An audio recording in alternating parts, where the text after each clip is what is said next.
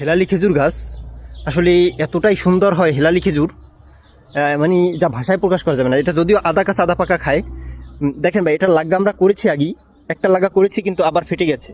এই দেখেন, যারা যারা ফাটা লাগা দেখেননি, মানে কিভাবে ফেটে যায় সেটা যারা দেখেননি তারা অবশ্যই দেখে নিন।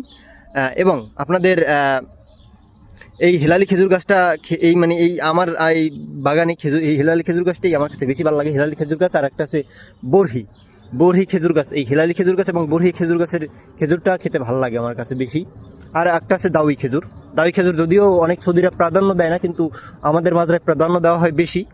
দাউই খেজুরটা আমরা বেশি পছন্দ করি। দাউই খেজুর গাছটা অন্য একদিন দেখাবো, বরহি খেজুর গাছের কাজটাও আমি একদিন পরে দেখাবো। আজকে দেখালাম যে এই এই হেলালি খেজুর গাছের লাগা কীভাবে হয় এবং কেমন হয়। তো আপনারা কে কোথায় আছেন এবং সৌদি আরবে কে কোথায় থাকতেছেন অবশ্যই একটা কমেন্ট করবেন। আর যারা যারা এখন নতুন দেখতেছেন ভিডিওগুলো, অবশ্যই সাবস্ক্রাইব করে পাশে থাকবেন। ধন্যবাদ।